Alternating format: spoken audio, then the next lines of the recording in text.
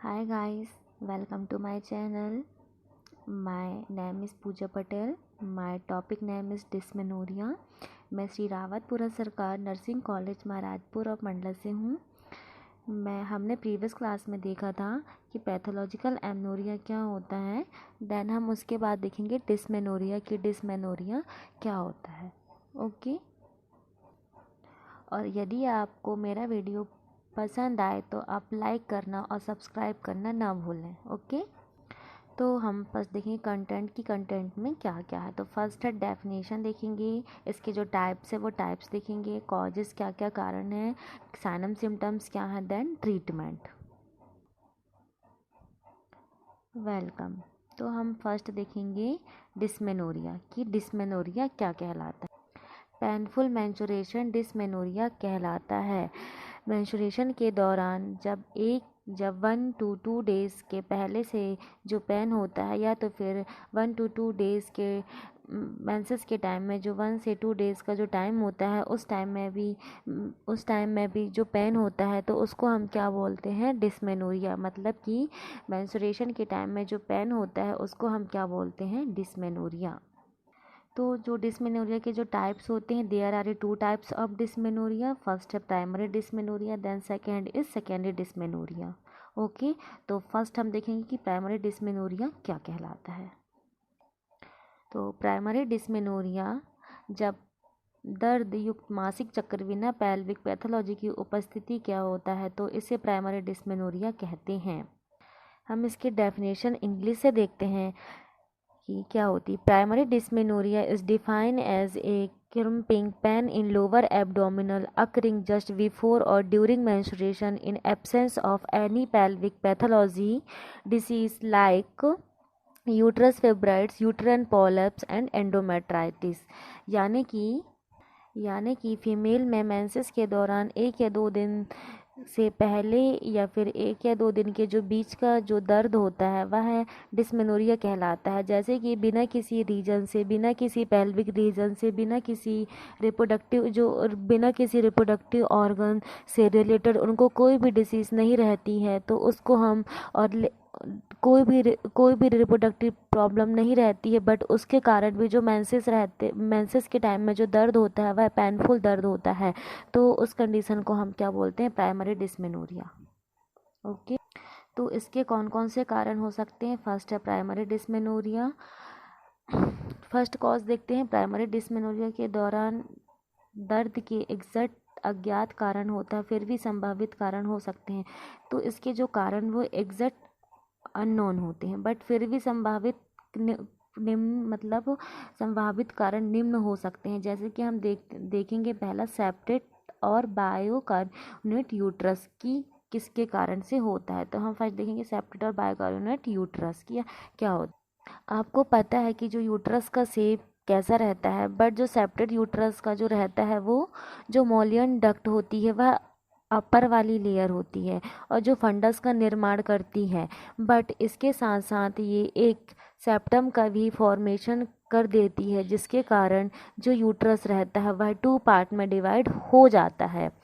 जो बॉडी वाला पार्ट रहता है वो 2 पार्ट में डिवाइड हो जाता है। इसकी वजह से भी फीमेल में मेंस्ट्रुएशन के समय पेन हो सकता है। तो पेन होता है और इसे सर्जिकल प्रोसीजर द्वारा भी इसको रिमूव कर दिया जाता है ताकि जो पेन हो वो ज़्यादा पेन ना हो। ओके। देन सर्वाइकल कैनाल, जो हमारी सर्वाइकल कैनाल रहती है वह क्या हो जाती है, सक्रिय हो जाती है,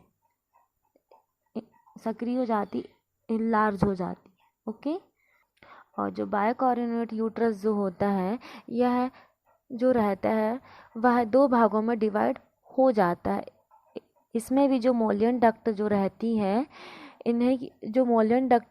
है इन्हीं का फंक्शन होता है, और जो अपर की जो लेयर होती है या मोलियन डक्ट की फॉर्मेशन ये मोलियन डक्ट का फॉर्मेशन नीचे जो मोलन डक्ट की जो फॉर्मेशन की जो रहती है वह नीचे आ जाती है, जिससे जो फंडस वाला जो पार्ट रहता है वह नहीं बन पाता है, जिसके कारण जो यूट्रस रहता है वह 2 पार्ट में डिवाइड हो जाता है और जो शेप होता है वह हार्ट लाइक बन जाता है, जिसे हम बाइकोरोनेट यूट्रस कहते हैं।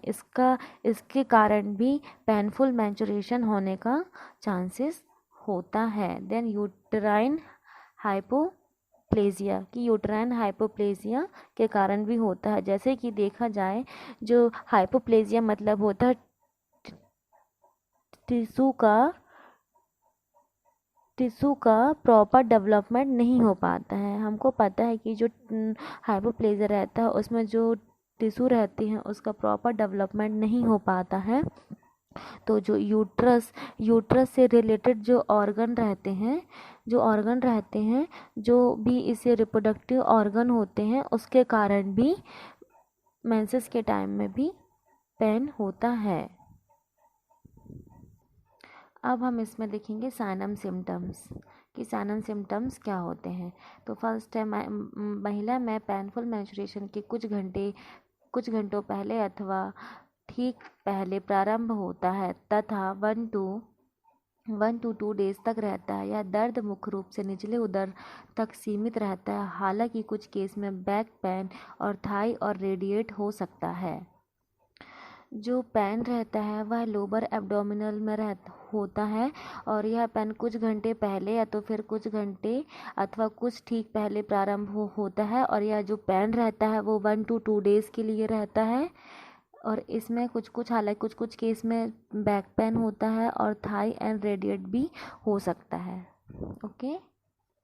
देन सेकंड है महिला में साथ में नोजिया होती है, वॉमिटिंग होता है, डिजीनेस होता है, रेस्टलेसनेस लगता है, उसको हेडेक होता है। देन बैकअप, जितने भी बैकअप में जो सिम्टम्स प्रेजेंट रहते हैं वह उसको सिम्टम्स दिखाई देते हैं। ओके। इसका जो ट्रीटमेंट है वो फर्स्ट है प्रोवाइड साइकोथेरेपी। इसको हमको साइकोथेरेपी प्रोवाइड करना है। देन सेकंड है मेंसेस के दौरान महिला को आवश्यकता अनुसार माइल्ड एनाल्जेसिक और एंटीपास्मोटिक मेडिसिन देना चाहिए। मतलब कि जो पेशेंट है उसको आवश्यकता अनुसार जो माइल्ड एनाल्जेसिक और एंटीपास्मोटिक जो मेडिसिन होती हैं उनको हमको प्रोवाइड करना चाहिए। देन सीवियर केसेस में निम्न दवाइयाँ दी जाती है, जैसे कि prostaglandin synthesis inhibitors. Example for देखा जाए कि मेफानेमिक एसिड, ये 250 to 500 mg होती है, यह डेज में 3 टाइम्स दी जाती है। ओके। देन आइबुप्रोफिन, तो आपको पता है कि ये दर्द युक्त मेडिसिन होती है, यह हमारे दर्द को कम करती है। ये 400 mg होती है और ये डेज में 3 टाइम्स यह दवाइयाँ दी जाती हैं। ओके। देन कुछ ओरल कॉन्ट्रासेप्टिव पिल्स होते हैं जो हमको देना है।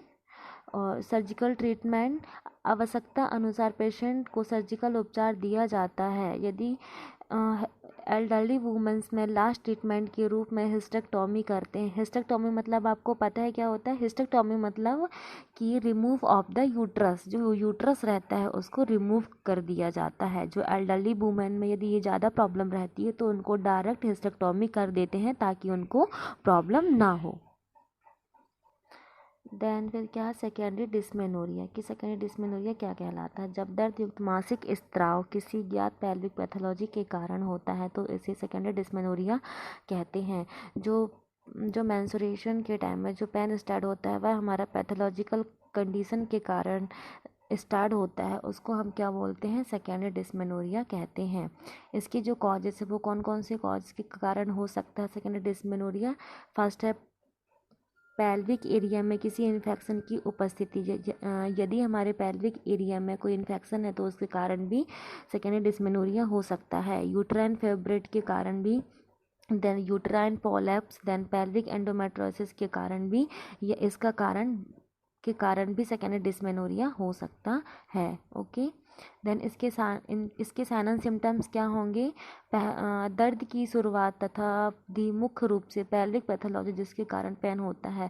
मतलब पेन की एक ऐसी शुरुआत जो पेल्विक पैथोलॉजी कंडीशन के कारण होता है, वह pain in the lower abdominal abdomen and lower back, जो पेन होता है वह lower abdomen and lower back में दर्द होता है। देन नोजिया होता है, वॉमिटिंग होता है एंड डायरिया होता है एंड देन वीकनेस होती है उसको।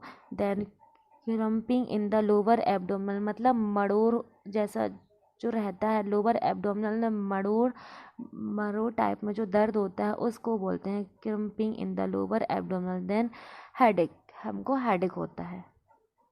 देन इसका जो ट्रीटमेंट है वह क्या है?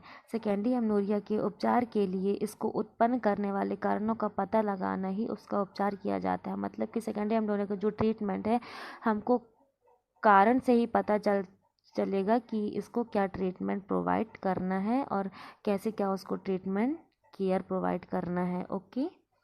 Okay, thank you class.